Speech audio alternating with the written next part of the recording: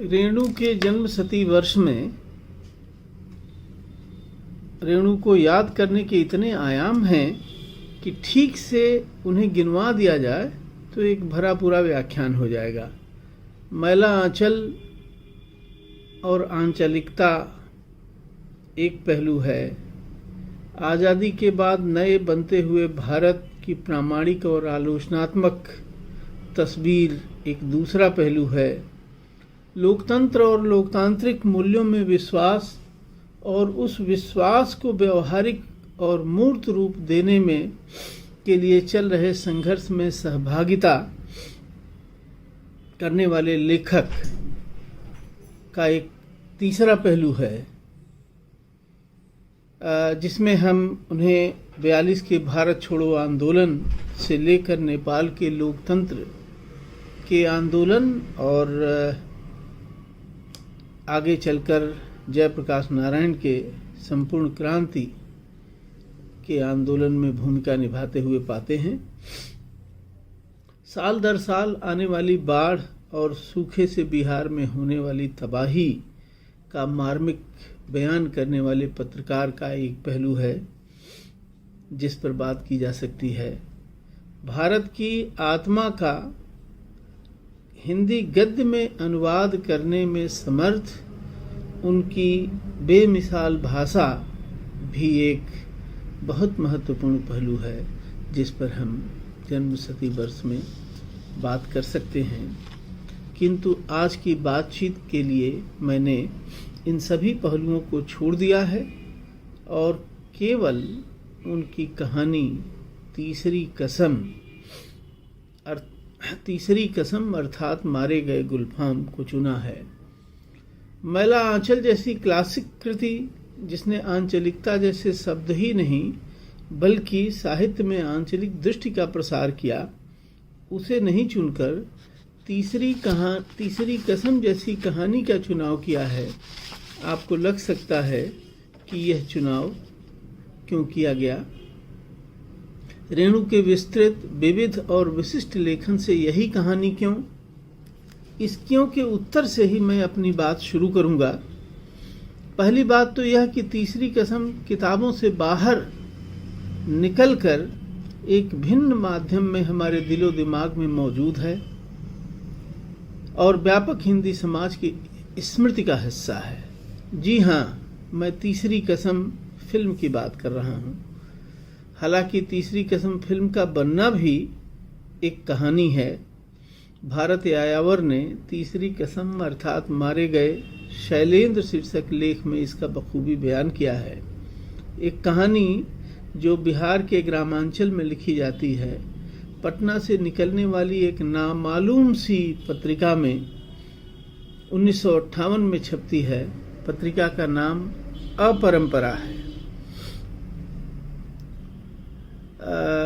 रेणु के समाजवादी मित्रों की मंडली ने ही यह संकलन निकाला था और अपरंपरा नाम में ही लीक से हटकर कुछ करने और कुछ होने का एक संकेत मिलता है। फिर यह कहानी रेणु के कहानी संग्रह ठुमरी में प्रकाशित होती है। मजे की बात यह है कि ठुमरी जो कहानी संग्रह है, उस कहानी संग्रह में कोई ऐसी कहानी नहीं है जिसका शीर्षक ठुमरी हो, पर इसमें सभी कहानियों में लोक संगीत का एक प्रवाह, सहज प्रवाह ठुमरी की तरह मौजूद है। कहानी हिंदी सिनेमा के प्रथम पंक्ति के गीतकार शैलेंद्र तक पहुंचती है। कैसे पहुंचती है, इसे भारत यायावर के शब्दों में ही सुने। उसी समय मोहन राकेश के संपादन में राजकमल प्रकाशन से 5 लंबी कहानियां नामक एक पुस्तक छपी, जिसमें एक कहानी तीसरी कसम अर्थात मारे गए गुलफाम भी थी। इसे सबसे पहले नवेंदु घोष ने पढ़ा और अत्यधिक प्रभावित हुए। उन्होंने बासु भट्टाचार्य तथा इस कहानी को बांग्ला भाषा में इन्होंने बासु भट्टाचार्य को कहानी दी और बांग्ला भाषा में अनुवाद करने के लिए कहा। बासु भट्टाचार्य 1960 में बिमल राय प्रोडक्शन से अलग हो गए थे और स्वयं कोई फिल्म बनाने की सोच रहे थे। उन्होंने शैलेंद्र को कहानी सुनाई। शैलेंद्र को कहानी इतनी पसंद आई कि उस पर वे फिदा हो गए और उसके फिल्मीकरण का संकल्प लिया। हम सब जानते हैं कि इस संकल्प के साथ ही शैलेंद्र का जीवन बदल गया। इस बदलने को कुछ लोग बर्बाद होना भी कहते हैं। एक कहानी हिंदी फिल्मों के एक महबूब गीतकार को, जो अन्यथा अपने जीवन में बेहद सफल है, बेचैन कर देती है और बदल कर रख देती है। कभी कभी सोचता हूँ कि ऐसा क्या है इस कहानी में जिसने शैलेंद्र को न केवल बेचैन कर दिया बल्कि पूरी तरह बदल कर रख दिया। इस बात को यहीं छोड़ते हुए मैं आपको दूसरी वजह की ओर ले चलता हूँ, जिस नाते मैंने आज की बातचीत के लिए इस कहानी को चुना है। यह कहानी पूरी तरह से फणीश्वरनाथ रेणु का प्रतिनिधित्व करती है। रेणु के व्यक्तित्व और साहित्य की जितनी भी विशेषताएं बताई जाती हैं या ऊपर जिनका मैंने संकेत किया है, वे सब इस कहानी में मौजूद हैं। यह कहानी एक उमगती हुई नदी की तरह है, जो विश्वनाथ त्रिपाठी के शब्दों में मानो उपन्यास होना चाहती है। यूं तो कहानी बहुत छोटी है, एक छोटी सी प्रेम कथा, पर उसके इर्द गिर्द जो परिवेश बुना गया है उसमें जालिम जमाने का मुकम्मल अक्स उतर आया है। हीरामन रह रह कर एक टीस के साथ कह उठता है, जा रे जालिम जमाना। कहानी जमाने के जुर्म का भी आईना होकर हमारे सामने आती है। इस कहानी को चुनने की एक और वजह है। इसे पढ़ते हुए कुछ कहानियां याद आती हैं, कुछ पात्र याद आते हैं, जीवन के कुछ प्रसंग याद आते हैं और कुछ परिस्थितियां याद आती हैं। इन यादों के सिलसिले से कहानी पाठक के मन में एक विस्तृत भूगोल की रचना करती है। हजारी प्रसाद द्विवेदी का उपन्यास अनाम दास का पोथा याद आता है। चंदर शर्मा गुलेरी की कहानी उसने कहा था की याद आती है। प्रेमचंद की कहानी दो बैलों की कथा की बरबस याद आती है और ऐसे ही और भी बहुत बातें हैं जो याद आती हैं। निजी तौर पर इसे पढ़ते हुए मैं अपने बचपन में चला जाता हूँ,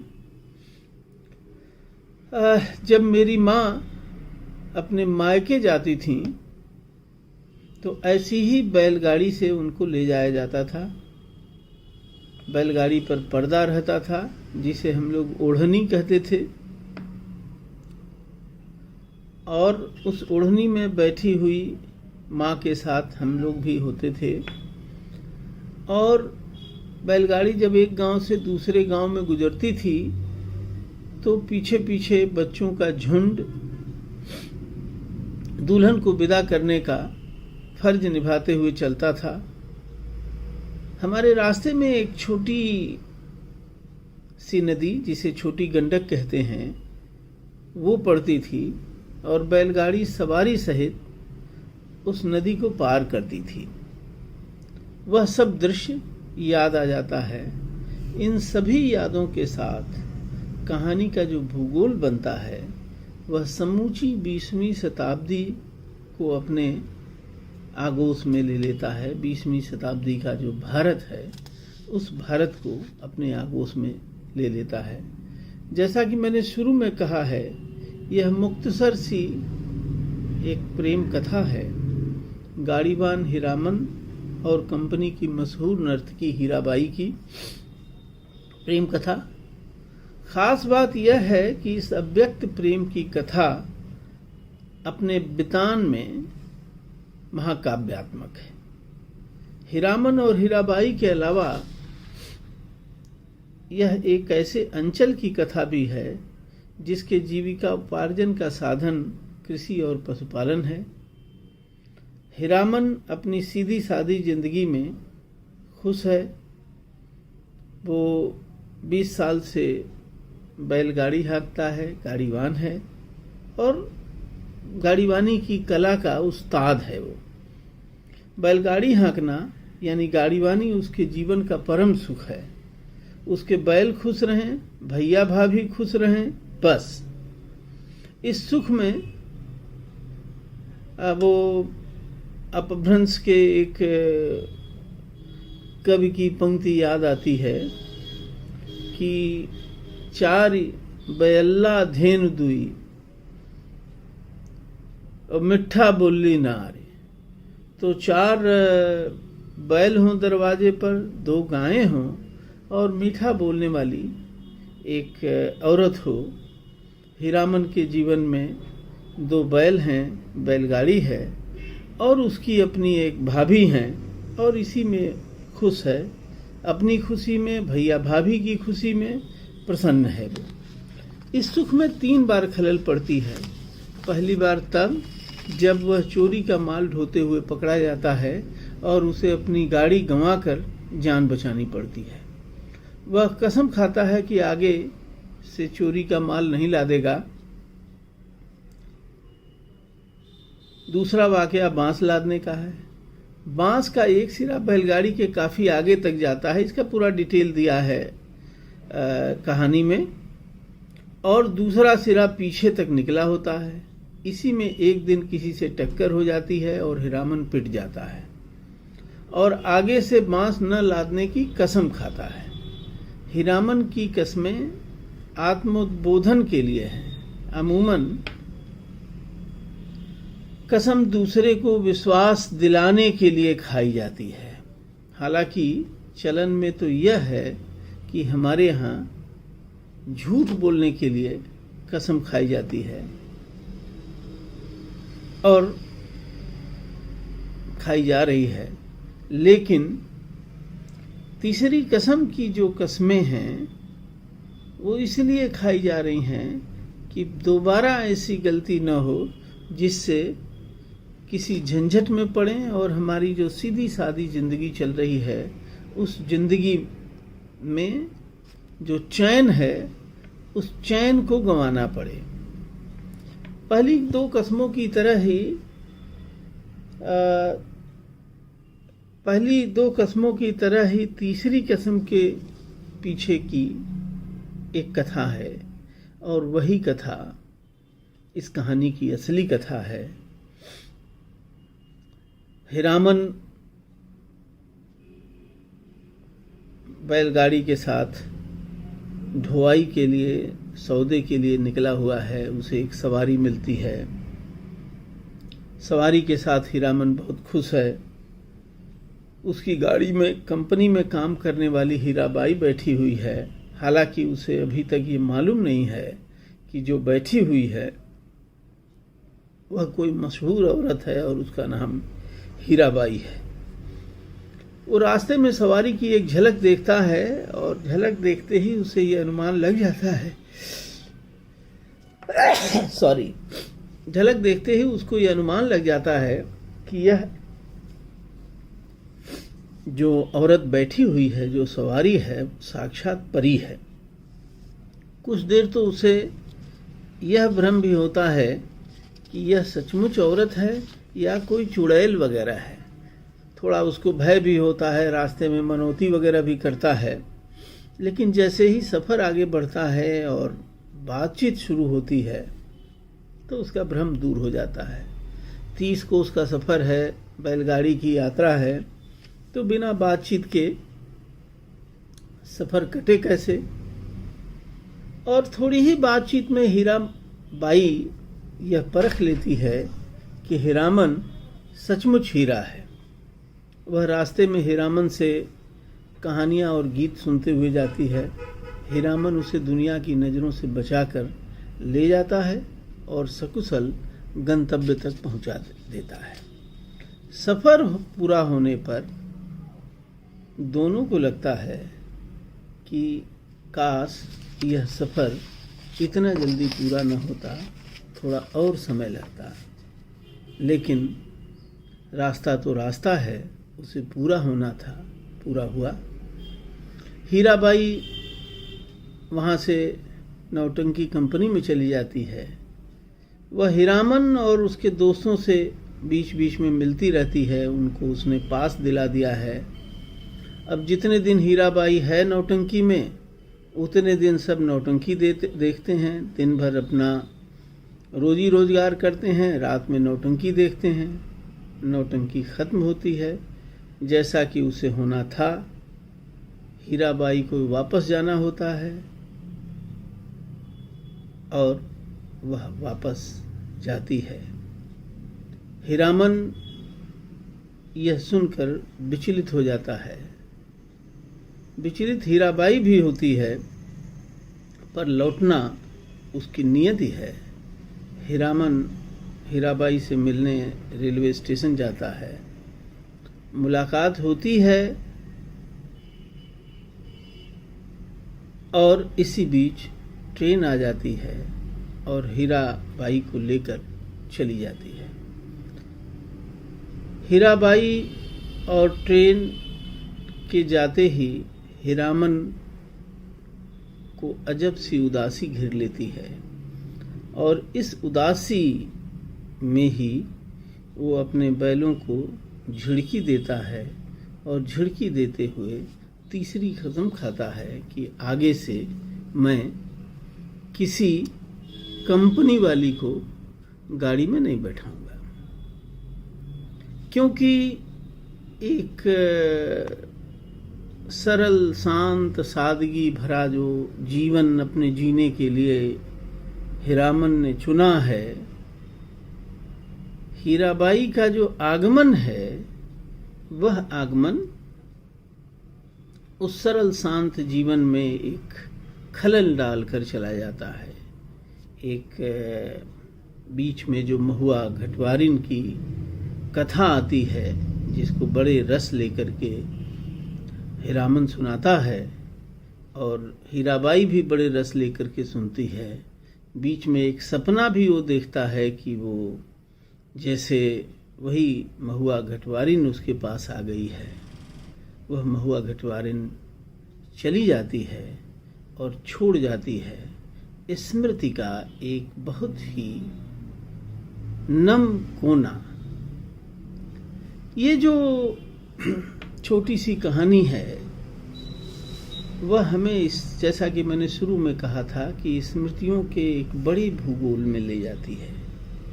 कहानी का पहला वाक्य है, हीरामन गाड़ीवान की पीठ में गुदगुदी होती है, गुदगुदी लगती है। जब हीराबाई आके उसकी गाड़ी में बैठ जाती है और उसे आभास हो जाता है कि एक परी जैसी स्त्री इसमें बैठी हुई है, तभी से उसकी पीठ में गुदगुदी लगती है। और जैसे ही यह वाक्य हम पढ़ते हैं, स्मृति को झटका लगता है और तुरंत हमारा मन हजारी प्रसाद द्विवेदी के उपन्यास अनाम दास का पोथा के रैक्व के पास पहुंच जाती है। हम जानते हैं कि रैक्व की पीठ में खुजली होती है और पीठ की खुजली मिटाने के लिए एक टूटी हुई बैलगाड़ी है, जिस पर पीठ टिका करके रैक्व अपनी पीठ खुजलाते रहते हैं। ये जो पीठ खुजलाने की कहानी है वो बड़ी दिलचस्प है। रैक्व एक ऋषि कुमार हैं, उपनिषद काल के ऋषि कुमार हैं, सीधे हैं, सरल हैं, तत्वदर्शी हैं। अपना जो हीरामन है वह भी सीधा है, सरल है और तत्वदर्शी भले न हो, लेकिन एक लोक ज्ञानी है। उसको भाषा का, संगीत का, कहानियों का, मुहावरों का अद्भुत ज्ञान है और उसी ज्ञान के चलते हीराबाई उसको अपना गुरु भी मान लेती है तो जैसे हीरामन और हीराबाई की भेंट होती है, वैसे ही वन प्रांतर में ऋषि कुमार की भेंट, ऋषि कुमार रैकु की भेंट जाबाला से होती है। रैकु की स्थिति यह है कि उसे ये पता ही नहीं है कि स्त्री जैसा कोई मनुष्य होता है, स्त्री जैसी कोई शख्सियत होती है। और एक अपूर्व सुंदरी को सामने देख करके उसकी मोहकता के मोह में फंस करके आकर के जो मुग्धता उसके व्यक्तित्व में आती है वो देखने लायक है। जाबाला भी बैलगाड़ी से आई है, आंधी में फंस गई है, गाड़ीवान को कुचलकर बैल कहीं भाग गए हैं। जाबाला जंगल से सुरक्षित अपने पिता के घर तक पहुंचना चाहती है। ऐसी ही परिस्थिति में रैकु से उसकी भेंट होती है और रैकु उसको देख के इतना ललकता है, उसके निकट आ जाता है, उसे छूने की कोशिश करता है। तो जाबाला उसको सजग करती है कि ऋषि कुमार, मैं राजा जानश्रुति की कन्या हूं और तुम्हें इतनी बात तो पता ही होगी या पता होनी चाहिए कि इस तरह स्त्रियों का स्पर्श करना अनुचित है, पाप है। परंतु मैं तुम्हारी सरलता पर मुग्ध हूं। मुझे ऐसा लगता है कि तुमने कोई लड़की देखी ही नहीं, तभी तुम्हें आश्चर्य हो रहा है। मैं राजा की कन्या हूं, कुछ समझ रहे हो? जाहिर है कि ऋषि कुमार को कुछ भी समझ में नहीं आ रहा था। वो भौचक के खड़े थे असमंजस में। और ऋषि कुमार कहते हैं कि कन्या शब्द से मैं परिचित हूं, लेकिन वह होता क्या है यह मैं नहीं जानता। अब राजकुमारी को कुतूहल हुआ, अच्छा ऋषि कुमार, तुमने व्याकरण पढ़ा है? ऋषि कुमार ने गर्व से कहा, अवश्य पढ़ा है। तो फिर जानते हो व्याकरण में पुल्लिंग और स्त्रीलिंग होता है? जानता हूं। तुम पुल्लिंग हो, मैं स्त्रीलिंग। आगे मुझे संबोधित करना तो व्याकरण सम्मत स्त्रीलिंग के अनुसार करना। तो ये सब लिंग भेद समझाती है और फिर कहती है कि मुझे कन्या समझो, और जो व्याकरण में तुमने स्त्रीलिंग और पुल्लिंग पढ़ा है तो तुम पुल्लिंग हो और मैं स्त्रीलिंग हूँ, और ये दोनों के बीच का जो व्यवहार है उस व्यवहार का एक सामाजिक स्वरूप है, आदि आदि इत्यादि वो समझाती है। ये सब प्रसंग जो है याद मुझे इसलिए आ रहा है कि हीराबाई हीरामन का नाम पूछती है, तुम्हारा नाम क्या है? तो हीरामन कहता है, मेरा नाम हीरामन है। सवारी मुस्कुराती है, मुस्कुराहट में खुशबू है। तब तो मीता कहूंगी, भैया नहीं, मेरा नाम भी हीरा है। इस हीरामन को प्रतीत नहीं, मर्द और औरत के नाम में फर्क होता है, एक जैसा नाम क्यों है? हाँ जी, मेरा नाम भी हीराबाई है। कहाँ हीरामन और कहाँ हीराबाई, बहुत फर्क है। लेकिन खास बात यह है कि जिस सादगी से हीरामन और हीराबाई मिल रहे हैं, जिस शुद्ध निश्चल मनोभाव में, उस निश्चलता और उस मनोभाव के सामने आते ही हमें रैकु और जाबाला का मिलना याद आ जाता है। रैकु जाबाला से कहता है कि तुम मेरी पीठ पर बैठ जाओ और मैं तुम्हें तुम्हारे पिता के घर तक पहुंचा दूंगा। और ये कहते ही रैकु झुक जाता है और उससे पीठ पर बैठने का आग्रह करता है। और जैसे ही वो ये उम्मीद करता है कि वो उसकी पीठ पर बैठेगी, उसके पीठ में एक सनसनी सी शुरू हो जाती है। लेकिन जाहिर है जाबाला उसकी पीठ पर बैठती नहीं है, 2 कदम पीछे हट जाती है और कहती है कि ये उचित नहीं है। मजबूर होकर के रैकु को उठना पड़ता है, लेकिन पीठ की सनसनाहट ज्यों की त्यों बनी रहती है और वो खुजली में बदल जाती है। पीठ की खुजली भी अजब है, वहां से शुरू होती है जहां हाथ नहीं पहुंचता आदमी का। तो मैंने जैसा कहा कि वो वही जाबाला की टूटी बैलगाड़ी पर अपनी पीठ खुजाते रहते हैं।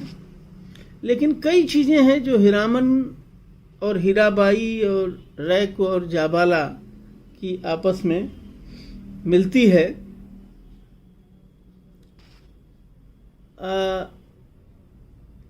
बुद्धिमान है हीरामन भी, ऋषि कुमार तो तत्वदर्शी हैं ही।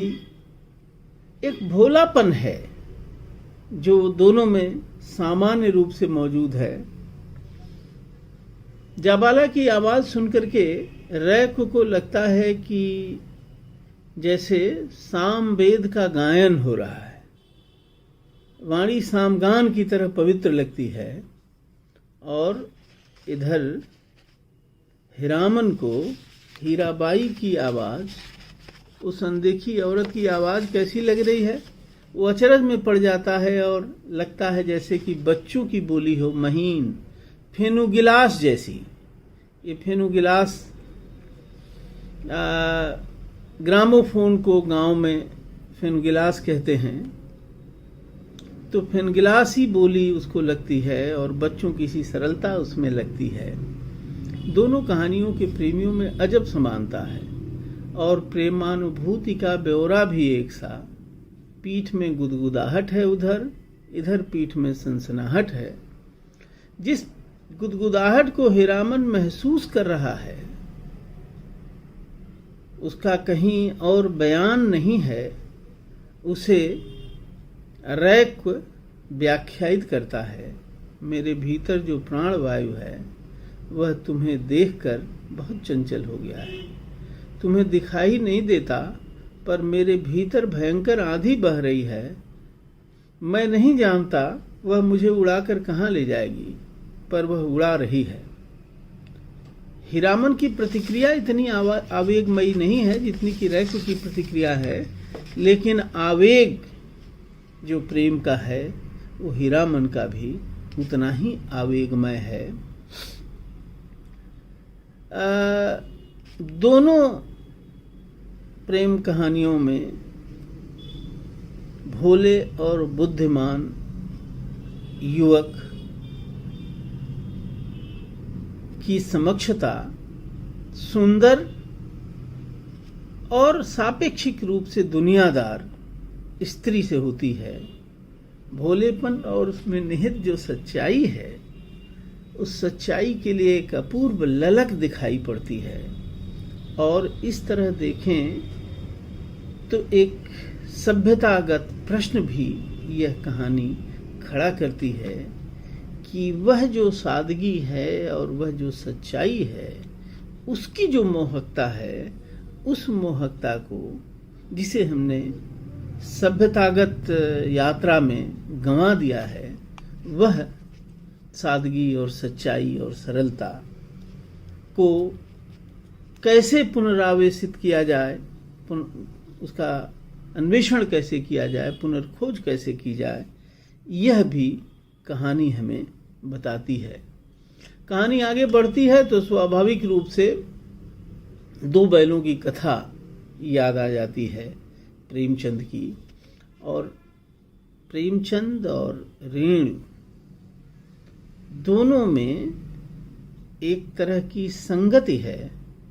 आज़ादी के पहले के भारत की तस्वीर की वास्तविक तस्वीर का परिचय जिस तरह से हमको प्रेमचंद दिलाते हैं, ठीक उसी तरह से आज़ादी के बाद के भारत का परिचय रेणु की कहानियाँ और रेणु का साहित्य हमको दिलाता है। तो इस तरह से एक सूत्र है जो दोनों कहानीकारों को जोड़ता है, एक परंपरा बनती है।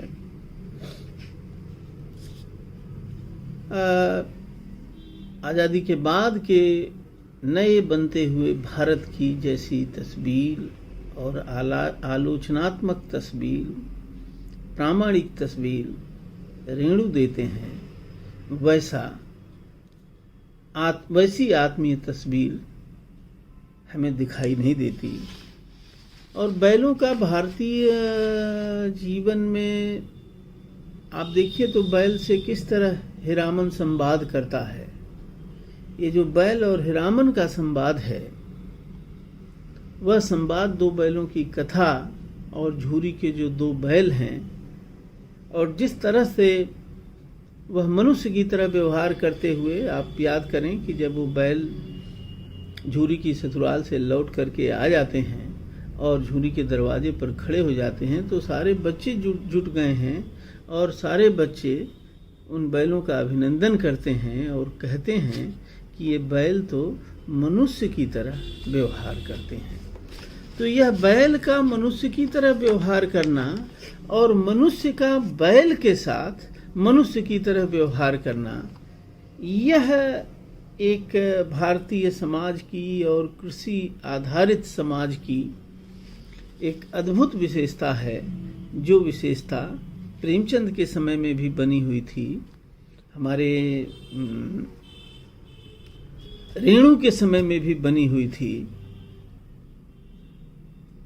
कृषि के ढांचे में और कृषि की संरचना में परिवर्तन के नाते वह रिश्ता, बैलों के साथ आदमी का वह रिश्ता बना नहीं रह गया है बेशक, बल्कि अब उसमें एक नई त्रासदी पैदा हो गई है कि जैसे जैसे खेती से बैलों की भूमिका खत्म होती गई है, वैसे ही गायों के बछड़ों के जीवन की एक नई त्रासदी पैदा होती है।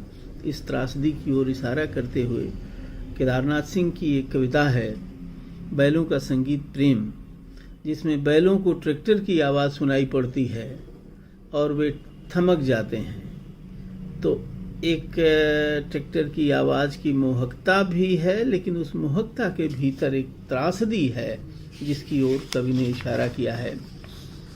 तो जिस तरह से अपने बैलों के लिए हीरामन गाड़ी को छोड़ देता है, पूरी एक अर्थव्यवस्था है जो बैलों के साथ जुड़ी हुई है, गाड़ीवानी के साथ जुड़ी हुई है। याद करिए कि काफ़ी दिन, और यह एक तरह की परस्परता समाज में बनती है।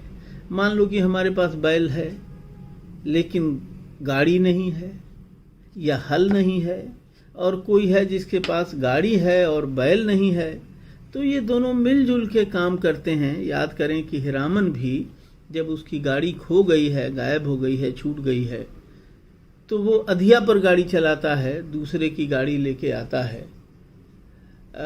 इसी तरह रेणु की एक और कहानी जो लाल पान की बेगम है, लाल पान की बेगम में जो बिरजू के बाप हैं, जिनका नाम संभवतः पूरी कहानी में नहीं आता, वो लाल पान की बेगम जिस औरत को कहा जाता है उसके पति हैं। उनके पास बैल तो हैं लेकिन गाड़ी नहीं है, और वो अपनी पत्नी को मेला दिखाने का वादा कर चुके हैं, लेकिन वो गए हैं किसी से गाड़ी मांगने, तो भगत जो हैं गाड़ी नहीं देते, तो दूर जाके मुसलमानों के गांव से वो गाड़ी लेके आते हैं। तो और वो कहानी का एक बहुत ही महत्वपूर्ण बिंदु है। अगर बैलगाड़ी के आने में देर न होती तो लाल पान की बेगम कहानी बनती नहीं। तो इस तरह से बैलों का, बैलगाड़ियों का एक, उस पर एक निर्भरता और परस्परता और एक पूरा संसार हमको दिखाई पड़ता है। एक और अपभ्रंश कवि हमको याद आ रहे हैं, जो बैलों के साथ हमारा इतना पुराना रिश्ता आदमी का रहा है, किसान का, भारतीय किसान का रहा है। एक किसान का एक बैल मर गया है, तो बैल की जगह पर वह खुद जुत गया है, और यह देखकर दूसरा बैल जो धौरा बैल है वह बिसूर रहा है कि हे भगवान, मुझे ही 2 हिस्से कर देते और मैं दोनों तरफ जुत जाता और हमारे मालिक को इतना भारी कष्ट नहीं उठाना पड़ता। तो ये जो 2 बैलों की कथा प्रेमचंद की याद आती है, और बैलों के साथ जिस तरह से वो भैयन कहता है बैलों को, और उनके खाने का, पीने का, प्यास का, भूख का, और ऐसे बात करता चलता है जैसे कि वो आदमी से बात कर रहा है। यह भारतीय किसान जीवन की एक बड़ी मासूम सी सच्चाई का एक बयान करता है, और इसके साथ कहानी जो है आगे बढ़ती है। जैसा कि मैंने कहा कि रेणु और प्रेमचंद दोनों का समय बदल गया है, किसान का जीवन बदल गया है, बैलों का जीवन बदल गया है। हमारे पारंपरिक ऊर्जा स्रोत रहे बैल बेदखल हो गए हैं और एक ख़ास तरह की त्रासदी के शिकार हो गए हैं। उनकी त्रासदी का बयान कैसे हो, मुझे लगता है कि उसके लिए भी हम किसी आने वाले समय में किसी रेणु का इंतज़ार कर रहे हैं। एक और कहानी की याद आती है तीसरी कसम कहानी पढ़ते हुए, और वह कहानी है चंदर शर्मा गुलेरी की। उसने कहा था, जिस तरह से एक सहज वातावरण में इसके नायक नायिका की भेंट हुई है, बहुत कम भेंट हुई है।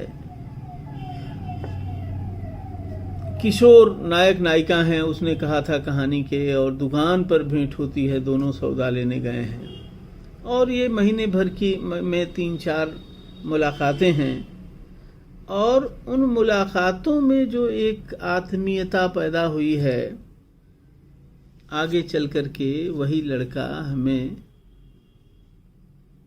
लहना सिंह के रूप में मिलता है, और लहना सिंह अपने उसी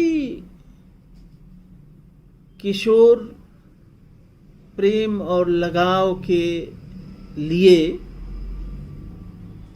अंत में अपना जीवन कुर्बान कर देता है, क्योंकि उसने कहा था कि मेरे पति की रक्षा करना, और वो रक्षा करता है और अपना जीवन गंवा देता है, कुर्बान कर देता है। तो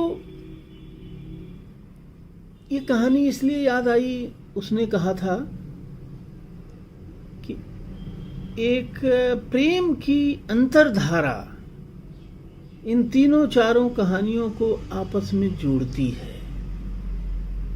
तीसरी कसम में वैसी ही अंतर्धारा, प्रेम की अंतर्धारा बहती हुई हम पाते हैं, और जो मैं प्रश्न शुरू में छोड़ के आया था कि वो क्या चीज़ थी इस कहानी में, जिस कहानी ने कथाकार शैलेंद्र का जीवन बदल दिया था, तो मुझे लगता है कि वह चीज़ प्रेम की यह अंतर्धारा ही है जिसने गीतकार शैलेंद्र के जीवन को बदल दिया।